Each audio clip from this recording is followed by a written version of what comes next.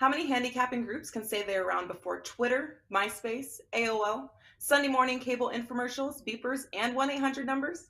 Founded in 1957, The Gold Sheet is the country's longest running sports betting newsletter and has served bettors for over 6 decades. So between 1957 and now, if you have not checked out The Gold Sheet, here's your chance for only $1 per day.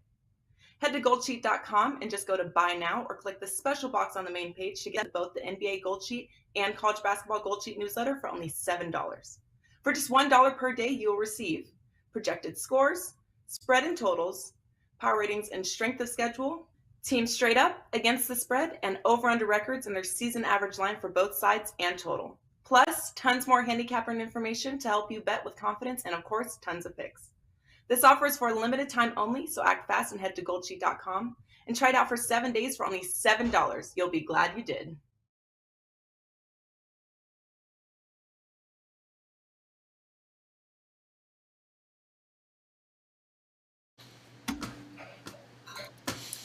Hi, guys. Welcome in on a very happy Tuesday to you now, November the 22nd. Happy Thanksgiving. Happy holidays as we get ready to wind down the regular season of college football. And it's kind of rivalry week here. We've got some great games we're going to break down for you, see if we can't come up with a couple of best bets. And we're going to do it with three of the best over at Wager Talk as we welcome in Ralph Michaels and his pen there. Mr. Dave Cokin hanging out with us. And, of course, Tony Finn stepping in, stepping out for us. Appreciate it, guys. Here we go on a Tuesday. Tony Finn, let me ask you, my man, on this, what is a loaded week across the sports betting landscape. What do you got ready to go over at wagertalk.com? As of right now, I have everything's lined up. What's available is NBA right now. I'll have college for Saturday. I have a 3-pack, and I also have 2 games coming from Thanksgiving Day from the NFL backdrop. Yes, a big week really for everybody, I'm certain. Yeah, no, it's going to be a huge week. A couple of games coming up here on Thursday, but plenty of. Well, again, tonight, tomorrow, a lot of college football coming our way here, Ralph, this week. And you and Dave, one of the most profitable and most popular promotions has to do with the both of you teaming up for the bowl package. It's available again now, I believe, on both of your pages. Is that correct? Yeah, and let me just say, the bowl package will be at least $149 for each individual capper. If you go and get on Dave's page or my page, you get both handicappers for just $99 each, or Dave's bowls and my bowls for $198. And let's not forget our most popular promotion of the entire year, any capper at Wager Talk, 7 days during this Thanksgiving holiday, just $69, no coupon needed. When you go to anyone's page, you'll see it's right there on the front of the main page. 3 days is $59, 7-day package, just $10 more, $69. No reason not to make it a very profitable Thanksgiving week. And Dave, you and Ralph, last year crushing the bowl games here. That's just around the corner, so no reason not to partner with both of you guys this year.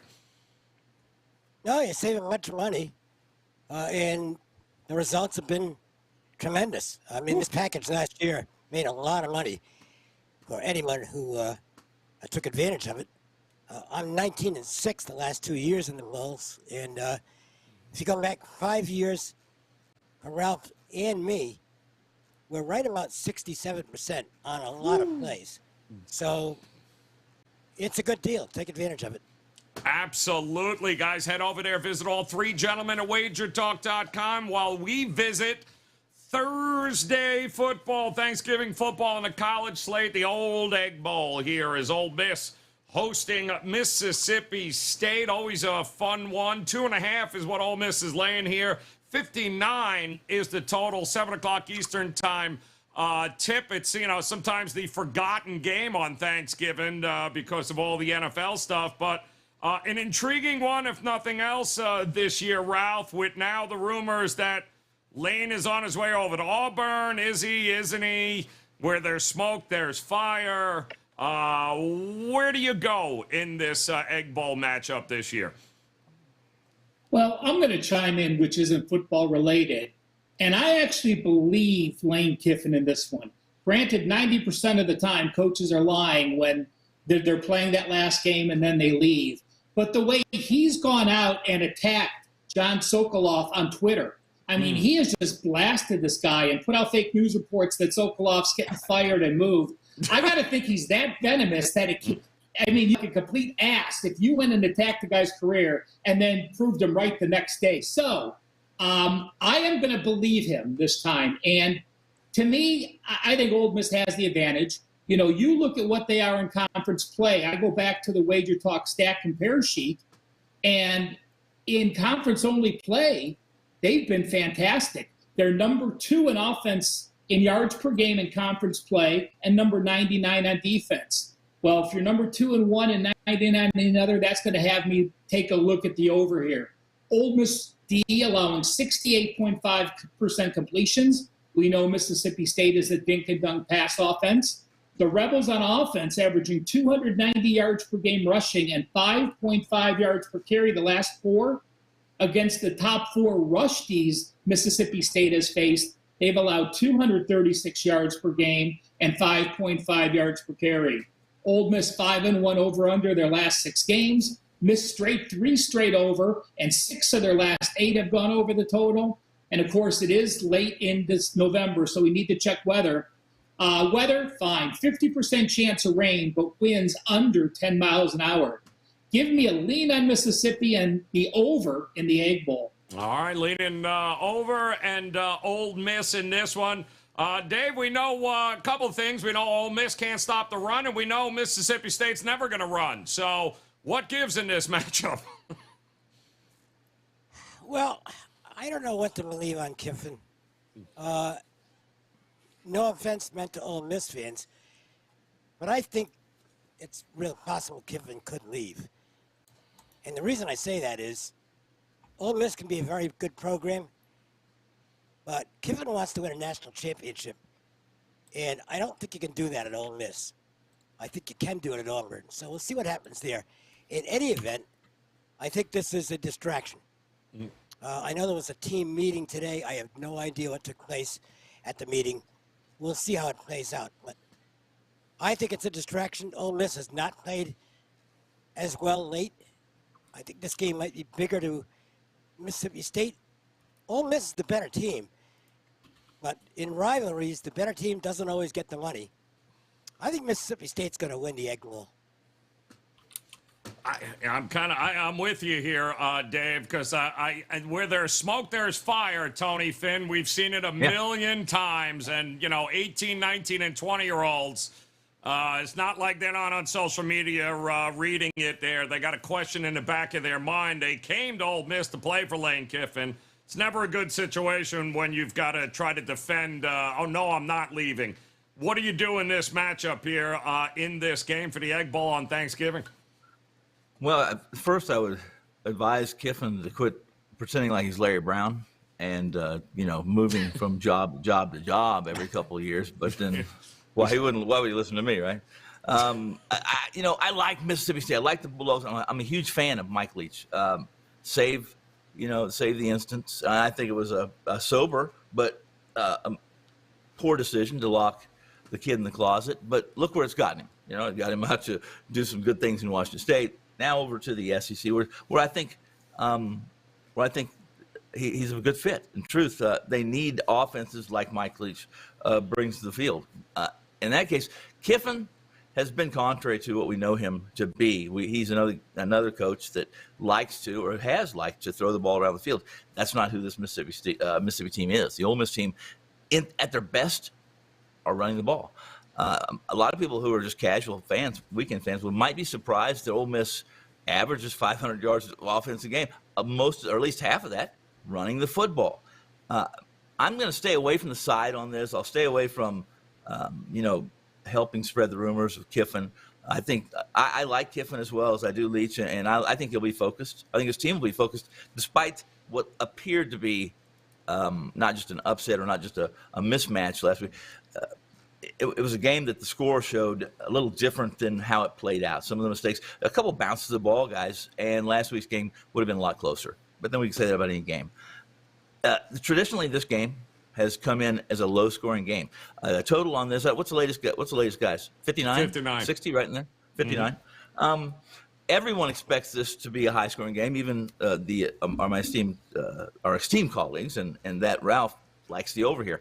I am going to lean to the under in this game. If you look at the history of this game, and I know it doesn't necessarily mean much, trends, history doesn't mean much for this season, but 16 of 21 and Mississippi State Ole Miss games have gone under the last 21 years, 21 meetings, I say. And 8 of the last 10 Egg Bowls have gone south of the closing number. As much as we know that Mississippi State's going to throw the ball around, I also know that I think Kiffin's just going to punch. He's going to punch this Bulldogs team right in the mouth until they prove they can stop him.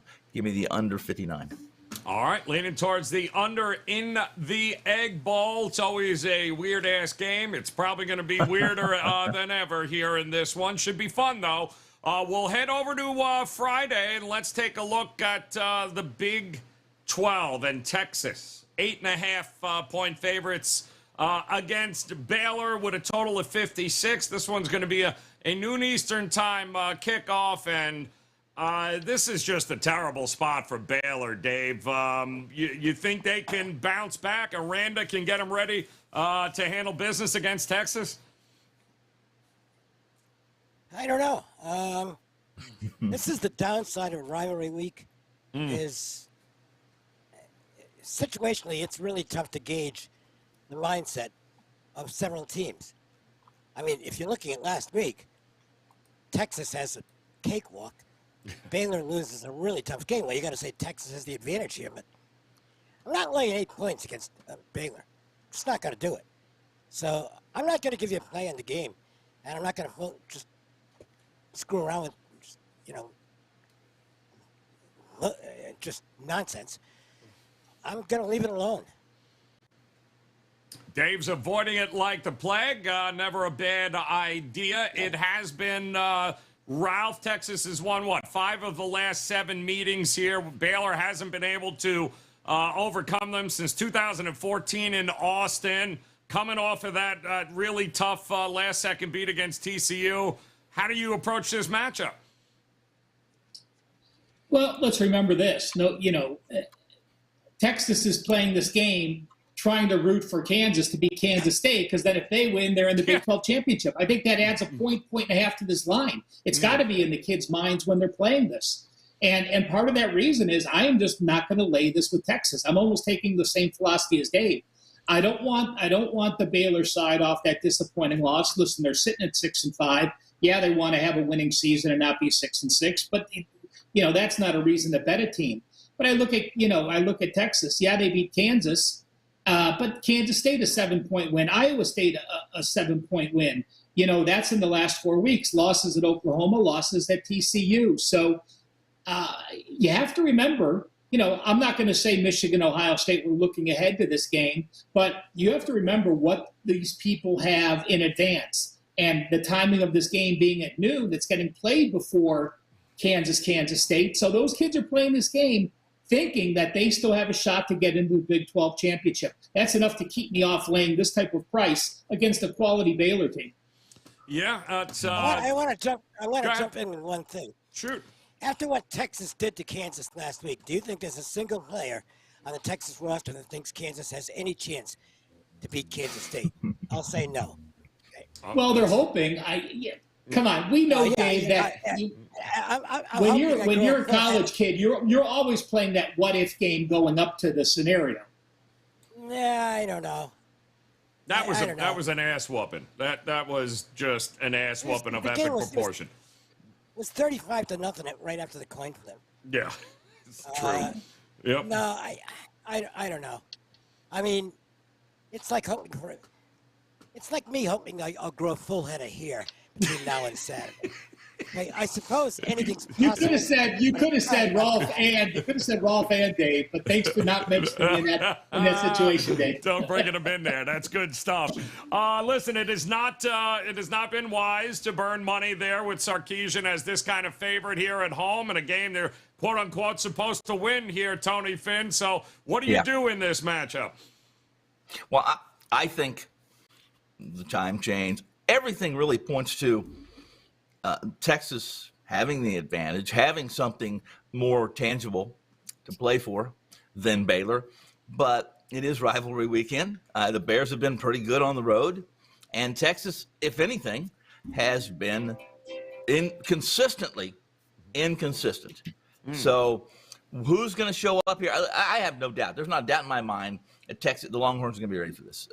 They want to win this game. And as you said, does Kansas have any chance? We'll see that when it plays out. Listen, if you told me Kansas was going to be bowl eligible or close to bowl eligible in November, if you told me that in July, I would have said, listen, where can I send your prescriptions to? Because obviously you've quit taking them. So that said, listen. I think Texas scores 30 or more points today. I think that's where I started to assess this at is Baylor. Can Baylor, stop the Texas offense, and how does Texas match up against the pro sets of Baylor, et cetera, and their defense, they're 3-3-5.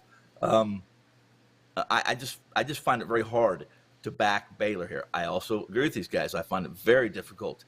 I found it a Saturday challenge to lay that kind of number in this kind of rivalry game. But if I'm going to be in this game, and I'm not in this room, guys, if I was, I would still be backing Texas and figuring out a way or hoping that not only can they win and do some convincingly, find a way where I can get a 7 instead of this 8, right? Which I probably can't do. Won't do it, but I still take Texas. Yeah. I don't know if that's coming. We can hope. Well, you can. I mean, listen, I was shocked to see it reach as high as 9.5 here. It seems to be coming back down here, but the edge was certainly towards Texas here early. We'll see how it plays out between now and Friday, but this next game, this should be a fun one. Tulane taking on Cincinnati. The Bearcats laying 46.5 in this one, and for Tulane, right? They win. They lock up the regular season, the AAC title. They'll host their game, which they have been extremely tough to beat at home this year, the Green Wave. They've had a great year. There's no way around it. They blasted SMU last week, Ralph, but what are they going to do against the Bearcats here, who I believe Temple last week was the first time they've actually covered a spread since the first month of the season. So what do you think of this matchup? Thanks, Joe. I was on Temple last week, and Cincinnati put up 388 yards, but they were plus 4 turnovers to get to their 23 points. Actually, the winner of this game hosts. So this is one of the most meaningful games of the entire season. So the winner of Tulane Cincinnati hosts. There's a chance the loser gets in. There's a bunch of scenarios with UCF and Houston and some other situations. But the funny thing is this: you said Tulane's been tough at home. They actually have 2 losses coming at home to UCF and to Southern Miss. You look at what Tulane's done on the road, makes them a very live dog here. Remember, they went into Manhattan and beat Kansas State. They went into Houston and beat Houston. They went into UCF and everyone beats USF. And then they also beat Tulsa on the road. So, yes, they may have got outgained in 3 of those games, but you have a quality coach who's going to run the ball 50 times, and you have a defense that allows some yards but plays very good red zone defense. They're only allowing 19 points per game and 24 points per game in conference play. I think this is a true championship battle. I think both teams want to run the ball. It's an early 12 noon start, and I'm going to go under in the first half. I look for both teams to feel each other out, see if anyone fails to make a mistake. Both will run the ball. I think the clock's going to fly through, and the first half will fly by. Under first half for me. All right, liking the defenses in this one. What do you think, Dave? Who do you think's got the edge in this one? Tough game. I like what Ralph had to say, and I'm going to basically agree. Not so much the first half, I'll go full game, but Tulane, great matchup for them against SMU because SMU couldn't stop the run. We knew that going in, and they They didn't stop it. But Cincinnati can stop the run.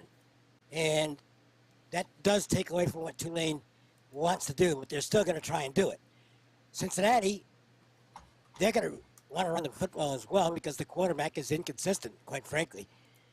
And it's going to play out, I think, in conservative fashion on both sides. So I don't know who's going to win the game. I think I'd give an edge to Cincinnati because they've been there before. But I think the total might be the smarter play here. And I like the game under as well. All right, leading towards the under in that one. There we go here, 46.5, 47, somewhere in that ballpark there. What do you think, Tony Finn? How are you approaching Tulane taking on Cincinnati here? Well, I have a strong opinion on this, and my opinion is that as many times as I've supported the Bearcats being the better team this year, I have yet to cash with the darn Bearcats. So I don't remember I read something on their ATS, and I don't have that information in front of me. But this is a team that's won 3 straight, 9 of the last 10 games. Right, they have a defense that's dynamic. I've seen them look so good defensively against the run in particular. Yet you've seen them the last 3 or 4 weeks give up over 150 yards rushing, at least in a couple of those games. The winner of this is playing for what? The AAC championship. I don't listen. The loser has a shot, I guess, of getting there if UCF loses to USF, right? UCF to USF, yeah, right. Since the Cincinnati defense is better than Tulane's offense. However, you can count on Tulane basically running this ball, pounding, hitting Cincinnati in the mouth as much as they can to see if they can find those cracks that the opponents have found against this Bearcats team. There's so many contrary trends and matchups, and I've heard 10 different ways that you can play this game. However, I've yet to hear one that entices me to push across the sportsbook counter and be on this game. Now, again, Cincinnati's a better team. They're a better team. They're a better team. They're a team that really I think is more reliable because they're a team that's used to winning. And not that Tulane is chopped liver, but this Cincinnati team is coached well. They're used to winning. They go to the field expecting to win. I think they'll win. Will they cover? I'm not in this room, guys, but I'm on Cincinnati and the Bearcats. Leaning towards the Bearcats get it done at home to a very well-coached team. Should be a really good game. 12 o'clock Eastern on Friday. That will tip off, or that will kick off, rather. So get ready for a fantastic week of college football rivalry games. And now it is time to figure it out, put it all together, and come up with a game we like a little bit more than the rest. And Tony Finn, I'm going to start right back with you here, man. Give us a best bet for this week in college football. I apologize. I did not list it for those guys, but I'm going to go to the Big 12. And I'm going to back a team that I really haven't backed all year. I've played this team over the total a couple times, but after what they did again, I'm going to say, can we say that TCU and Iowa State is an interesting matchup? Can we say that the Sonny Dykes swoon is no longer exists, right? I expected the Dykes team really to hit a bump or two, maybe. They seem to be cruising right over it, regardless of what's presented to them.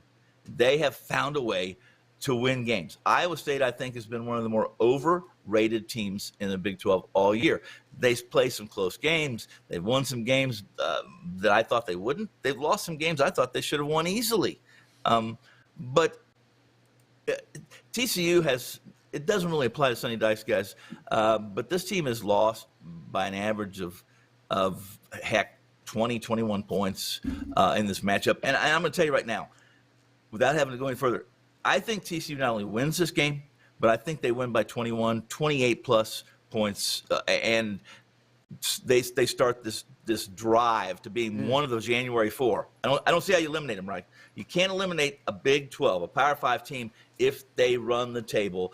Although I don't believe they deserve to be there, I think they will be there, and it starts this weekend against Iowa State in a big win by margin. Another emotional, hard-fought win for TCU. We've only said that about 10 times this year. Now they got to take on Iowa State That should be a fun one, though. And Ralph, which one of the games did you circle here you leaning towards a little more than the rest? Well, there's very few times that I would take an in-state rival in the final game of the season and lay almost 3 touchdowns, but I'm going to do it with UCF. This USF defense is as bad as it gets. It's allowed the last 4 opponents they faced to have a season high on offensive numbers. Their rush numbers over the last 3 games, 275 yards per game and 7.1 yards per carry. Even if you're not trying to run up the score and UCF's handing the ball off in the second half, guess what? They're still running against, even if it's the second strings, they're still running against the USF Bulls. So I'm not worried about them having a shot to be in the championship or not.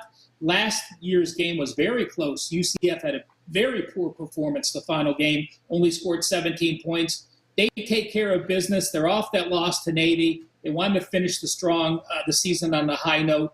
I'm going to lay it with UCF. All right, Gus Malzahn as a big favorite. Lay it with UCF, says Ralph. And Dave, how about you? Which one of these games intrigues you the most?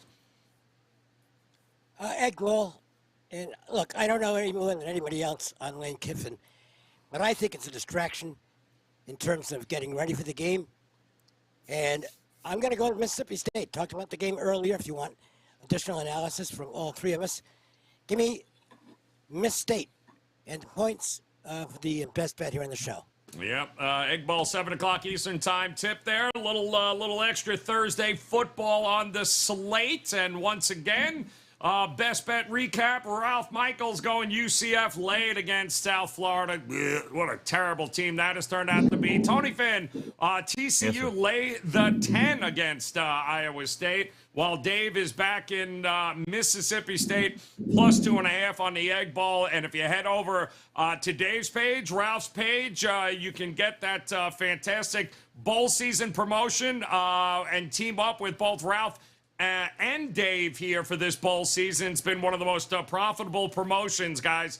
Really, each and every year, if you visit both Dave and Ralph's page, you can hop on board, get one, get both, and make sure that this bowl season is extremely profitable. You heard Tony Finn tell you he is locked and loaded already. A couple of NBA games up to go. He's got a NFL game already locked and loaded. So visit him as well over at wagertalk.com.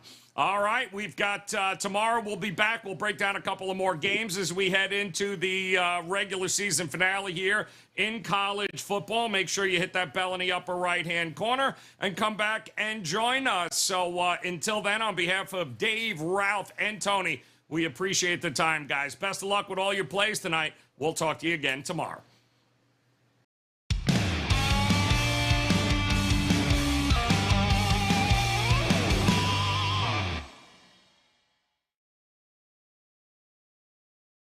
Do you want to bet this college football bowl season alongside Dave Cokin and Ralph Michaels? Well, we have you covered. When you look among the list of our handicappers, some are known more for specific sports, and when you mention college football, two that jump out are Dave Cokin and Ralph Michaels. Mr. Dave Cokin has been the all-time profit leader in college football since he joined Wager Talk, and while the regular seasons have been profitable, his performance in the Bulls have been even better, going 45-22-1. That's 67%. Ralph Michaels was a previous general manager of Phil Steele Publications, voting on all significant college football awards, including the Heisman Trophy, before joining Wager Talk. Ralph's run and bowl action has been stellar, going 44-20. That's 69%. Our bowl package price will be $199 with the $149 early bird. You can lock in Dave and Ralph's both for only $198, coming out to just $99 each. That's Dave's 68% and Ralph's 69% bowl records, including any 5% best bets released in bowl season for just $198. Access will cover any college football releases from the Bahama Bowl on Friday, December 16th, through the College Football Playoff National Championship game on Monday, January 9th, from both Ralph Michaels and Dave Cokin, and include any 5% best bets. So act fast before pricing goes back to regular price.